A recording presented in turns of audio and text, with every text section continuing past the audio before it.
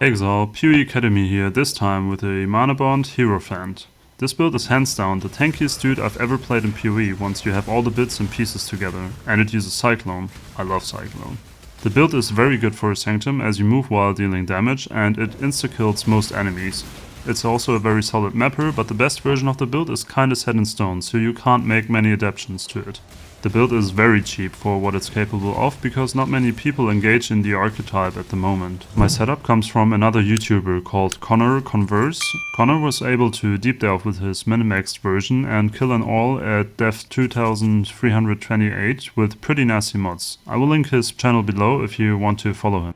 The basic idea of this build is to trigger Manabond with Mjolnir. Manabond's damage is scaled by missing unreserved mana, so we get as much mana as possible and use Arcane Cloak to consume a big proportion of our mana at once. The next question is, how do we get a lot of mana? There are many mana related items in the game, and we can also abuse some intelligence and strength stacking, as I will explain in a minute. The first item you want to get is Indigon. It increases spell damage per mana spent recently, and if you get one with the Arcane Cloak spends an additional 15% of current mana enchant, that's a lot more damage. Second, we use Ivory Tower, which grants flat intelligence and mana. It also allows us to go low life and convert reserved life into ES. Low life without Chevron's wrapping, you might be thinking? Yeah, it's possible, but in this case we must add a coruscating elixir to not die to chaos damage easily. A nice side effect of this is that the flask grants less fire damage taken, and if we combine it with a Sapphire and Topaz flask later, we are almost immortal to elemental damage. I was talking about attribute stacking earlier,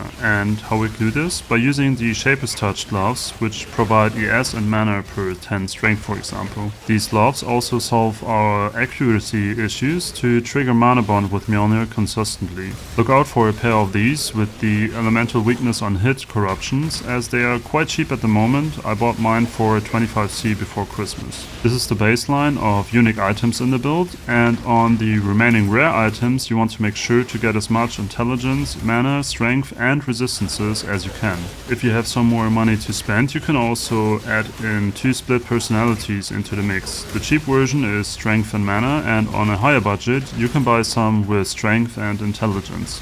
It is noteworthy that you want to use Prism Guardian for going low life. Extra resists also help a lot because the build is quite starving for resistances. You also want to get a Watcher's Eye with mana as extra ES while affected by clarity. I also recommend to use the Stampede boots. They override Cyclone's inherent penalty for movement speed, and always set your movement speed to be 50%. The min-max version of this build wants rare boots with intelligence and strength, but I just can't stand cycloning without these. Also remember to anoint them.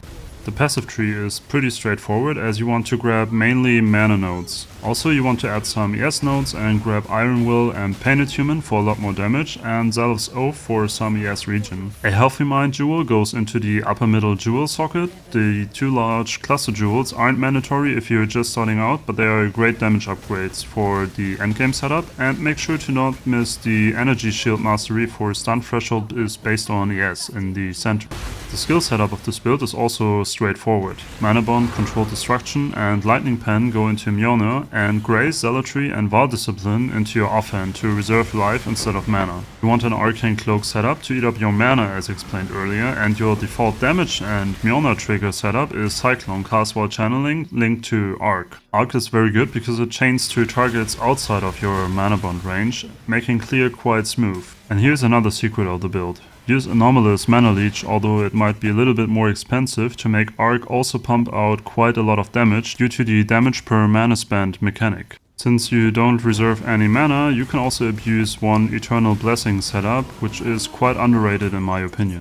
Now that you know how the build works, I also wanted to talk a little bit about what the build struggles with. Resistances are quite a big issue, so you really want to make sure to get resistances on every single gear piece and even on your jewels. The build also gains a lot from levels. Connor League started it, but I don't recommend doing so because, let's be honest, there are many different builds that are just simply better in the early game. Another issue I've encountered was the uptime on coruscating elixir, especially for bossing. If you want to bring this guy to endgame bosses, you should really think about bringing 2 of these flasks. And speaking of endgame bosses, and especially Ubers and things like Simulacrum 30, I think the build really needs a Squire shield because Connor also uses a Squire in his Minimax version, and after testing the build in some Simulacrums, I felt that the damage was falling off after wave 20 or 21. Don't get me wrong, don't feel discouraged by this. The build feels very good if you get together all the small bits and pieces, and it scales extremely well. And if you consider the things that I've just described, you will also be able to take advantage of it. So enjoy the build,